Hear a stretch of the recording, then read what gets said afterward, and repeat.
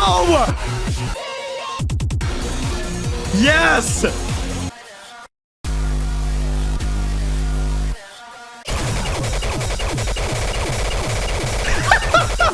All right, guys, here's the situation. You should all know by now, Jane Remover, one of my favorite artists, honestly. If you look across Frailty, Census Designated, the singles that they've released, Leroy, like that whole name, the 4 albums Leroy's dropped, Jane Remover's elite. And I'm looking at this RevengeSeekerz album. It came out 2 months ago, and I've been wanting to listen to it for 2 months. But I haven't found the time to sit down and record. I wanted to record my reaction. So that's why I'm here today. Okay, 2 months after it released. I don't even know when I'm uploading this. I'm finally getting to it. So yeah, I honestly don't want to stall too long. I'm excited to hear this. Okay, I've heard a lot of buzz around this song with Danny Brown. I adore Dancing with Your Eyes Closed. I've listened to this song a bunch. But I know basically nothing about this album. I tried to start it in my car with like busted car speakers, and it sounded like crap. So I was like, it's probably better to wait for the video anyway. So I've listened to like 30 seconds of this song, and I've listened to the singles. But you know what? No more stalling, no more explaining. Let's get into this album.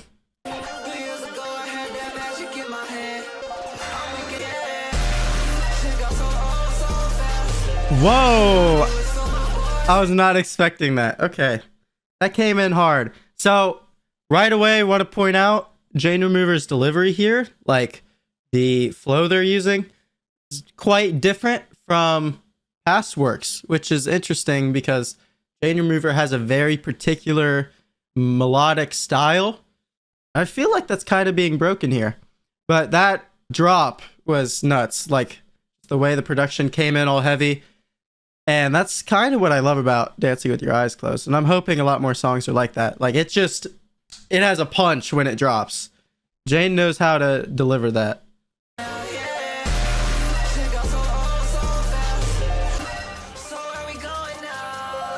Ooh.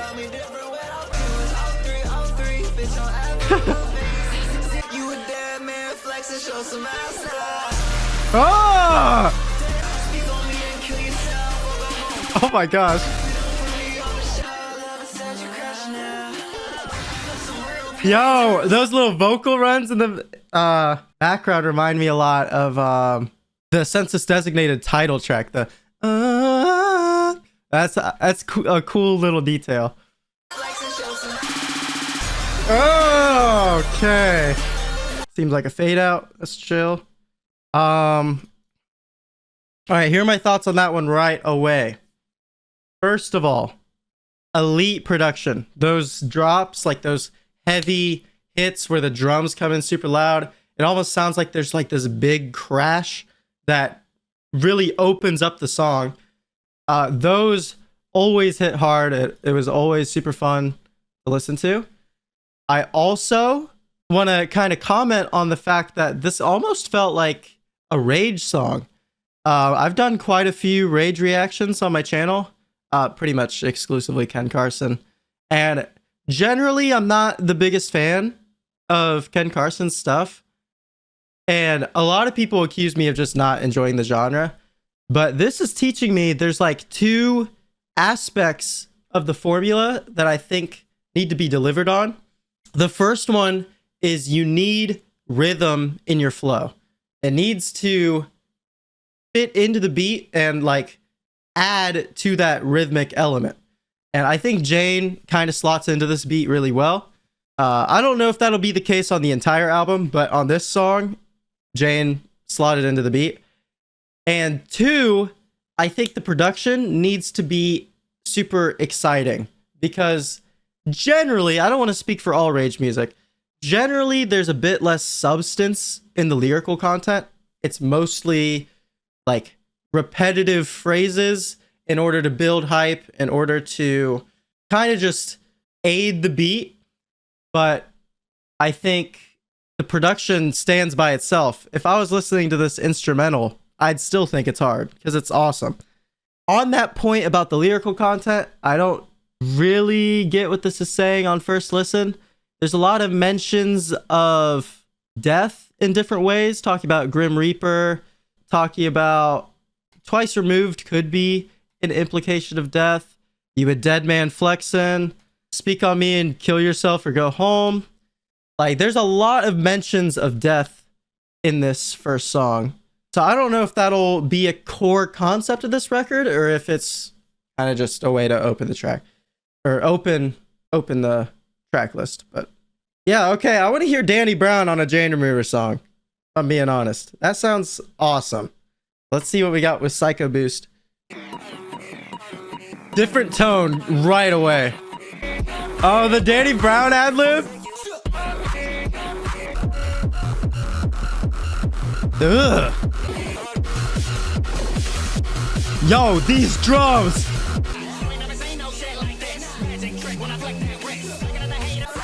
That was cool. Oh! Cool vocal performance.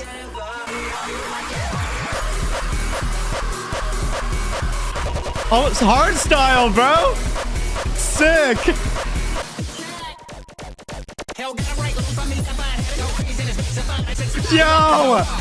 Yo, I don't think I ever thought I'd hear Danny Brown on a beat like this. Okay, the closest we got was STH in 2023. Like, having him on a drum and bass song on Fentanyl Tester was like dream come true for me. This is listen. Just listen to how this driving drum beat, like, and Danny's going in, like, this is a pretty fast flow. This is unreal.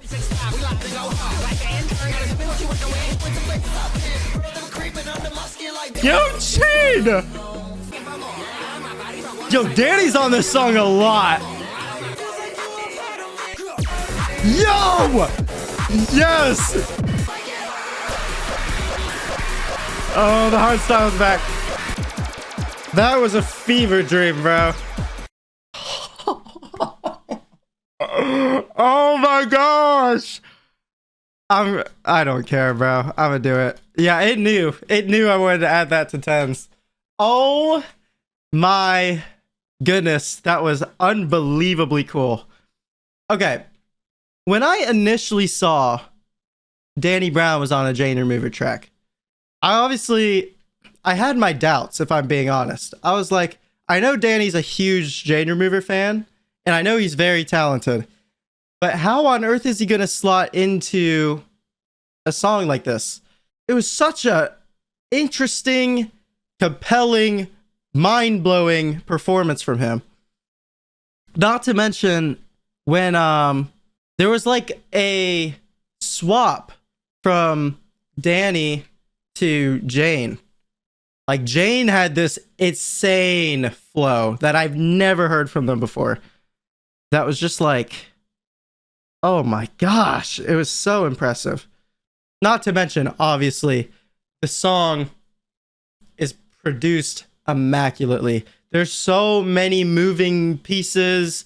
Drops would turn into bigger drops. Like, it wasn't like you'd get that one hit and you had to wait until the next one. With a lot of electronic music, it was like sometimes it'd be like kind of dubsteppy, it'd swap to more of a hard style thing, then Danny would come in, then you'd have like similar to Dancing with Your Eyes Closed, like that kind of clap lead into a drop. It's so cool, bro.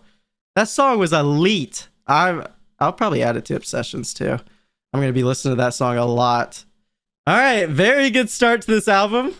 Yeah, Starve People. Let's get into that one.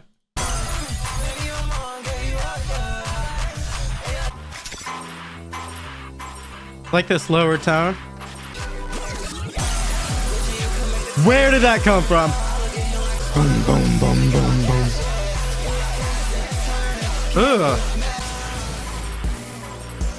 Ooh. Ooh. Bit of a tempo change. Another sick sample. Famous Girl. Venturing is sick. I forgot to mention Venturing in my intro. Cool. several thoughts on this song. First of all, it was a good song. Liked it. It was enjoyable. Second, this first drop, I thought came out of nowhere. Maybe I just wasn't paying attention. Maybe there was a kind of clear indicator that that was coming in, but it surprised me. Almost like a little jump scare, but it was enjoyable. Obviously, there was a kind of tone shift and energy switch in this third verse. I really liked the kind of nod to the Venturing album that came out this year, because that's one of my favorite albums I've heard this year. So, I mean, this verse was really nice, even if it is a drastic switch in energy. This album is really keeping me on my toes. I lost my other thought. Oh, yeah, what this song's about. I think, from what I gathered, obviously the title's Star People, and there's a lot of talks about fame, and at first I thought this song was about adult stars because of, you know, discussing being a perv, the sex tape, you know, all of these things. I was like, maybe this is adult stars, Star People. And then as the song went on, I realized, like, Jane talking about their mother saying to not let fame take over. There's mentions of other people that are famous, and I think this is almost like a tale of caution. Jane being like, I'm doing all these fun things, I'm enjoying being famous, but there's definitely risk involved with that. That's just what I gathered. I could be completely wrong. You know, I'm not one to like read the Genius thing and pretend. It seems like people do not like this annotation, which is funny. Those are my thoughts on this one. It was good. It's my least favorite so far, but that's not saying much. This song was perfect. This song was insane. Of course, the one that's a little bit more moody near the end isn't going to be as high as these two for me.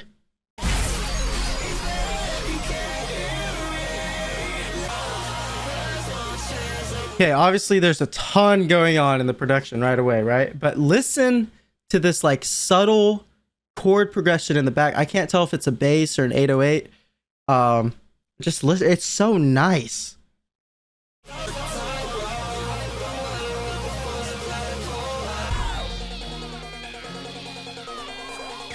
That chopped vocal's cool. I'm getting teased, bro. Give me this drop. I'm ready. There we go. Listen to that instrumental melody. This song has really good vocals. Here we go. Yes!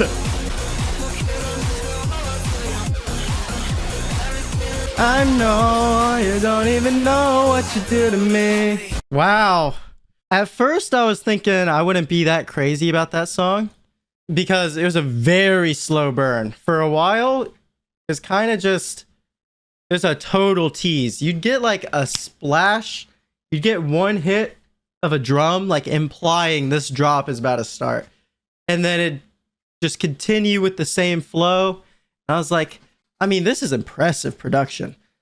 Obviously, it's very crushed in this intro section, but then it clears up. You're able to pick out a lot more details.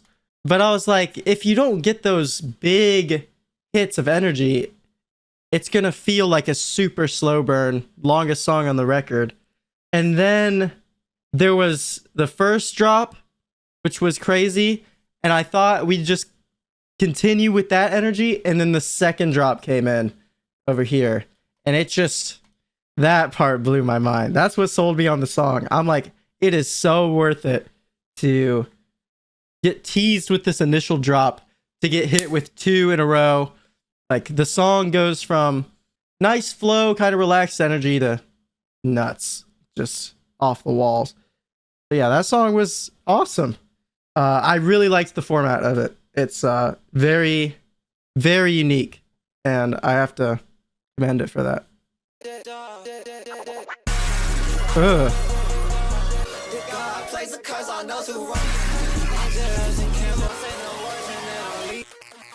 Oh, that was cool.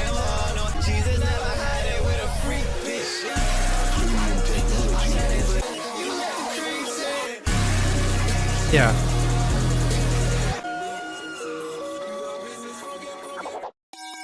Okay. That's the first song that we've heard so far that I'm just not very crazy about. I think it's solid. I'll start with the things I like. Production is very heavy. Hits you hard. Whenever those, I think it was coming in at the choruses. Whenever that came in, it always hit hard. I also appreciate the attempt at a song concept with like the angels versus demons. I don't see the pure vision of how they relate. There's a lot of spiritual concepts that are used lyrically in this song, which I think is cool. What I'm not crazy about, I feel like this kind of breaks the formula of the mind-bending production switches. This song was very consistent and kind of stagnant with like what it was trying to do. All those drops kind of hit the same. The flow never really deviated from what it was doing. And I think this kind of falls into the more generic rage sound that this album so far has kind of breaking away from. It's been its own unique kind of style that I've not heard done before. This song felt a little more generic to me. Not to say it's bad. It was enjoyable, but definitely it felt flatter than all the other songs just because of how samey it was. So yeah, not my favorite, definitely my least favorite so far, but like, what are you gonna do? You can't have I guess you can't have every song be this insane banger that like makes you go flying across the room. This song is probably great for some. It's not my favorite.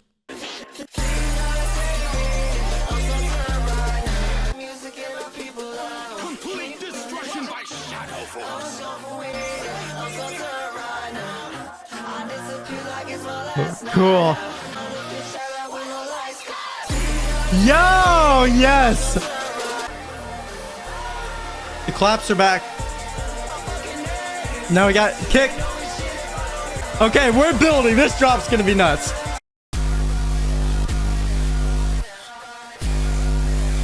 What? What? That is not what that is so harsh and dude. I love this song already. Ugh.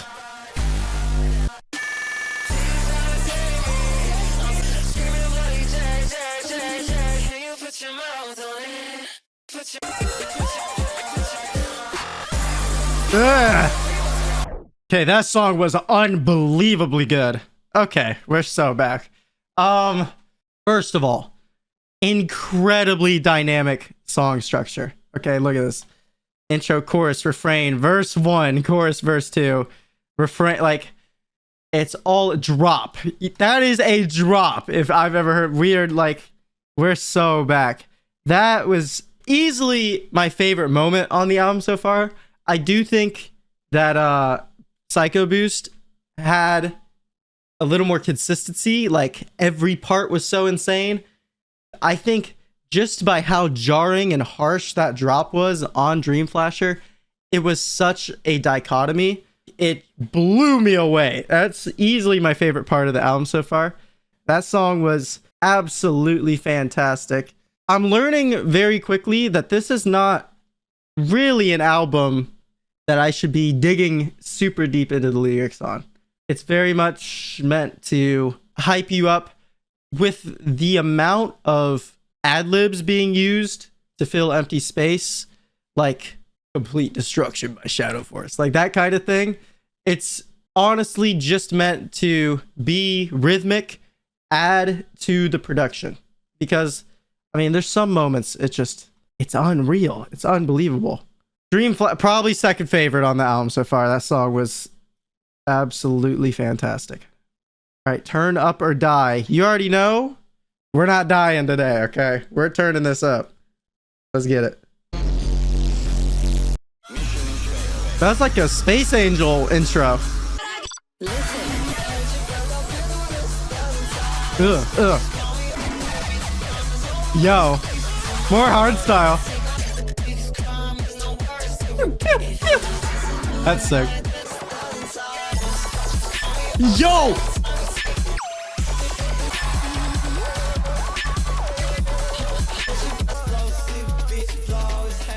Little drum and bass.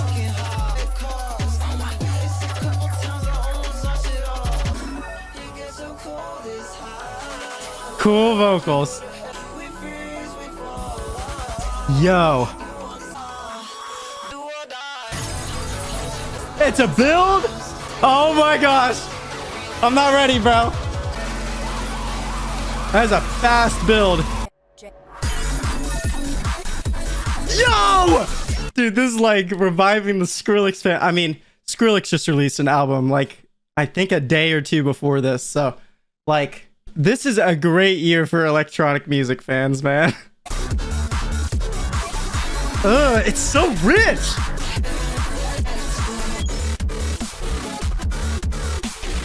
Boy, do I have thoughts on this song.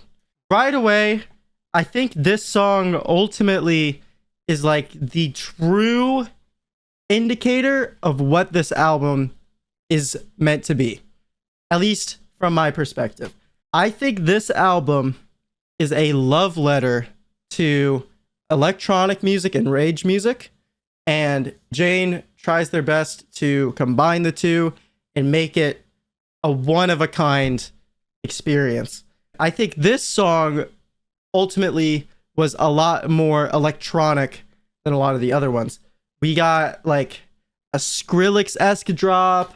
There's some hard style moments in some of these verses. There's splashes of drum and bass, like tiny bit of you know, that kind of drum pattern. It reminded me so much of a ton of the other electronic music I listened to, and it combined it into this one piece of music, this one song. And as a result, I mean, I adored this song. It's absolutely amazing. I'm just so impressed with Jane's progression as a producer. Frailty, Census Designated, and RevengeSeekerz. Obviously, these are not the only records Jane has been producing. They have 3 aliases as far as I know. So all of that experience, I think, led to this project sounding the way it does. It's a true showing of passion for music that touched Jane in a special way. I loved this song, Turn Up or Die. It's one of my favorites. Once again, easily top 3. On and off dreams that you had promised.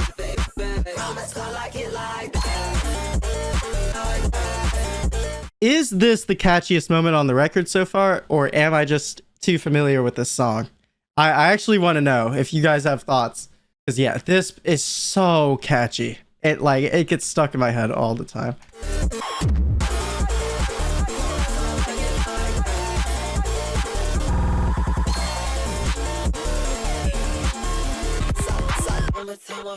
Alright, I'll say this right now. I haven't been commentating on this song very much because I've heard it so much, okay? I want my reactions to be fresh and authentic. And so I'm not going to pretend like I've never heard this before, okay? What I will say about the song structure real quick is I love how this song has that first initial boost in energy near like the 50-second mark, and then it doesn't slow down again until right here. It stops the energy, right? It grinds to a halt, and then it immediately goes into a new build into that final drop. And then obviously there's the outro. But I love this. Let's see. Does Genius call that the bridge? Okay, yeah. It bridges that first burst of energy to the second perfectly. It's one of the best bridges I've heard this year. Let lights turn off. Feel the time tick on my back.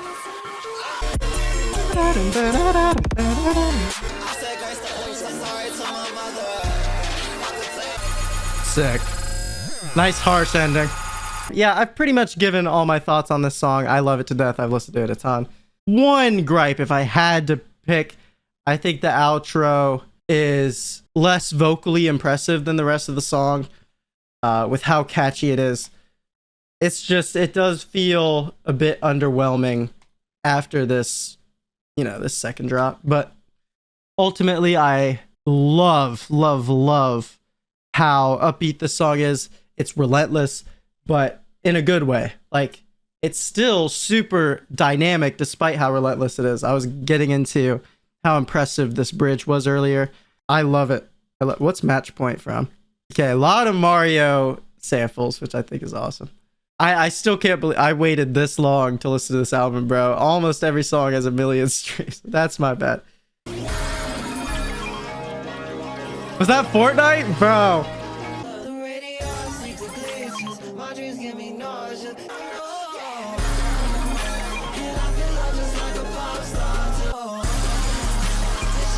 Okay, this drop's cool.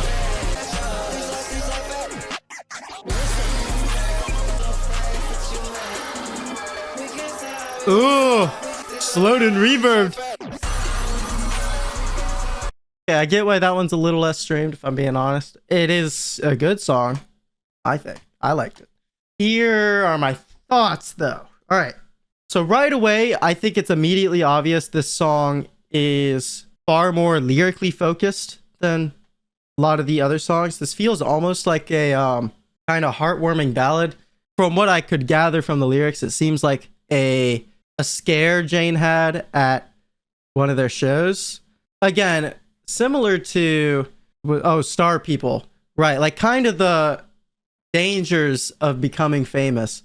And so because the song is more lyrically focused, the instrumental has to be a bit toned back so that I think the lyrical content actually comes through. And so as a result, I feel like this intro is pretty lengthy.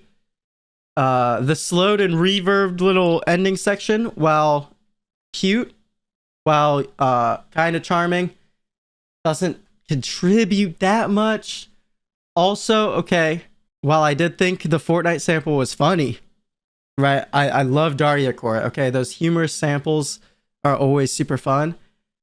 Where JRJRJR is different is it's never too repetitive. I think the Fortnite sound was super repetitive. It got a little bit grating. The problem is that the sound is associated with a negative feeling. Okay, that's when you get knocked. Okay, getting knocked does not feel good in Fortnite. And so when you hear that sound, it kind of brings back some negative feelings. It's a cool sample. It definitely decreased my enjoyment a little bit. Regardless, I think it's well written. I think the sudden drop halfway through, I think it was this course, was really fun. Not every song is gonna, like I said earlier, not every song can be this super blowout, crazy, nuts song. You need those slower ballads to kind of ease you into what I'm gonna guess a song like Professional Vengeance is gonna sound like. Okay, so yeah, not a bad song. I think honestly it might be a little underrated on the album. Let's get the streams up on that. But it keeps a lot of people waiting. Cool. Yeah.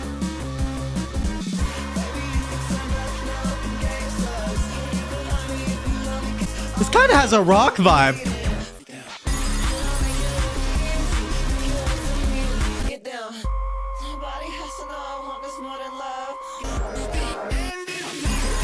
Yo. Oh! Goosebumps, bro. Okay. Yo!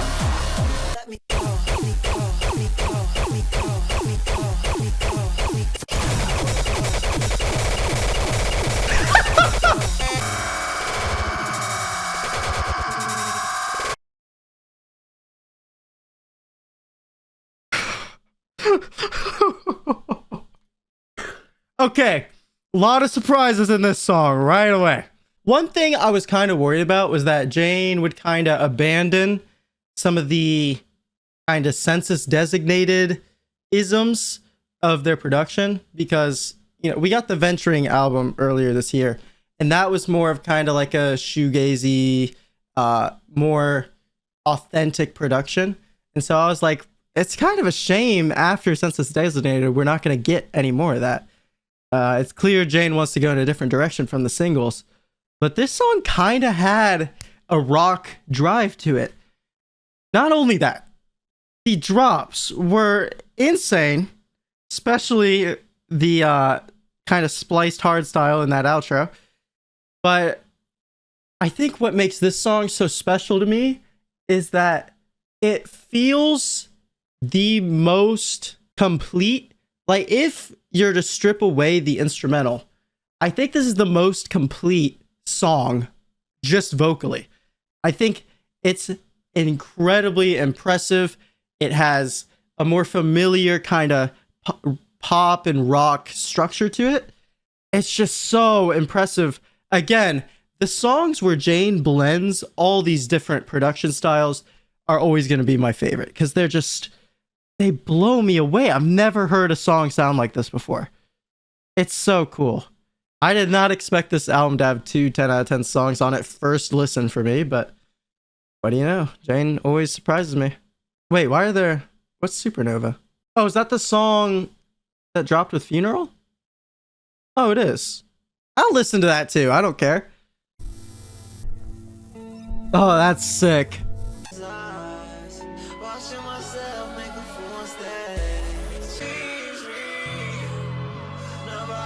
Ooh, strings? Nobody believes me. Noise wall. That one obviously got a fraction of the streams, and it's pretty obvious why. It's very clearly more of a ballad track. Things I liked about this song. I absolutely loved all the Sonic EXE samples. Okay, you were a kid and you saw this on YouTube, like, you knew how freaking creepy this thing was. It was so much like, I love old internet stuff like that. There's also like the Bowser sample. It's almost nostalgic. It's kind of a nostalgic feeling song. Unfortunately, I think this song structurally is almost kind of all or nothing. You either get, I say nothing. Obviously, the lyrical content is very genuine, very personal. You know, it's a lot lower in energy than the rest of the record. But then you have all, which is the just gigantic noise walls that happen twice in the song. And those aren't super satisfying to explore. It's not like Census Designated where you get hit with those noise walls and it's like euphoric. You get those drums in the background and you want to explore how rich that sound is. On this, it's just kind of like, it's an interruption to the ballad track. It feels like an interruption rather than an exploration of a new idea. And so I'm not super crazy about this song, if I'm being real. It was okay, but ultimately not really my thing compared to something like Professional Vengeance, compared to Psychoboost. All right, last track, JRJR. I'm familiar with this one, but I'm gonna keep it real. This might be fresh for me. I've not listened to this song since the single came out, which it came out January 1st. So I might have fresh thoughts on it. We'll see. 2025, I got nothing left to say. What am I to do? Rehearsing songs I had. Silver leg, trying not to cry. Then I paint the way it rolls all the time, full circle. Bitches like me get to be happy. I feel kind of bad. I didn't really react during that song because I do remember it. And I remember that it's okay and not really my thing. I'm sorry. I don't really like this song. I remember when I heard it on the first and I saw it was the lead single for the new album. I was so disappointed because my favorite Jane Remover song of all time is Dream Sequence. I think this song is one of a kind, amazing, unbelievable. Flash in the Pan was also great. When I heard all these singles for what seemed like a new album, I was thrilled. I was like, this is gonna be amazing. And so when I saw this was the lead single for the next album, I was like, we're gonna get a generic rage sound from Jane. It's gonna be so trash. Why is Jane abandoning such a unique artistic vision. Now, luckily, I was completely wrong. This album was so fantastic. It had so many splashes of different genres. It explored so many different ideas. And ultimately, like I said on the song Turn Up or Die, felt like a love letter to electronic music and rage music. Despite all of that, I think this song unfortunately falls into a predictable formula where in that first half of the song, every time Jane comes back in with a new line, you get the most annoying crash sound of all time that does, like, it just dissipates immediately. So it's not like it, you know, continues to drive. It just immediately dissipates. And so you get hit with this freaking loudest crash noise I've ever heard in my life, just for it to not really do anything. And then the second half of the song is kind of like a ballad. I think this whole song feels super regretful. And something that confuses me a lot is there's a lot of talk about the Jane Remover name in the song, saying, you know, I want to change it. I regret it, like full circle, I think it said. Hate the way it rolls off the tongue, full circle. Meaning, like, I think that's implying Jane's old alias. They didn't really like that alias because of the identity they have. And so they changed to Jane Remover. And then it seems like Jane Remover doesn't like the current name either. Should I change my name so you can do the same? I don't know. I feel like it's just, there's a lot of regret and there's a lot of noise that isn't very satisfying to listen to. I don't really like JR, the song. And I don't think it serves very well as an outro. I think Dark Knight Castle, it's similar to my issues with video on Census Designated, where I feel like it's not a great outro track. Which, I mean, Contingency Song was the outro on Census Designated, but I digress.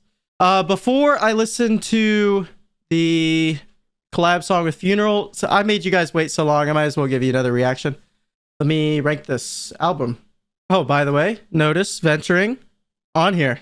Album's sick. Album's amazing.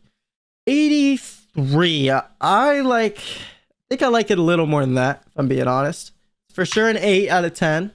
Because, you know, there were about 3 or 4 songs I was not a big fan of, but there were 2 perfect songs for me. And so that's worth considering. I think I'm going to go with a 86. 86. Fantastic. I think I like it more than Census Designated. I like it less than Frailty. I think it's worth mentioning that this album explored, all 3 of these albums explore different ideas. And all of them have their merits, have strengths. And so all of that's important to mention. And I think this album has proved how much Jane has grown as a producer over the years. But ultimately, you know, I don't think it's the perfect masterpiece a lot of people think it is. Yeah, that's my thoughts on RevengeSeekerz. Very cool album. I'd argue a must-hear of this year. You know what? Let's finish this up, okay? Actually, I'm not familiar with Funeral. Oh, I have a song liked by them. My bad. Let's hear this song. Let's see what it's got.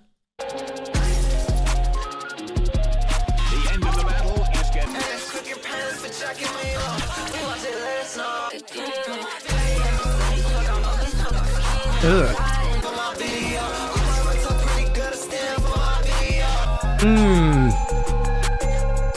Interesting.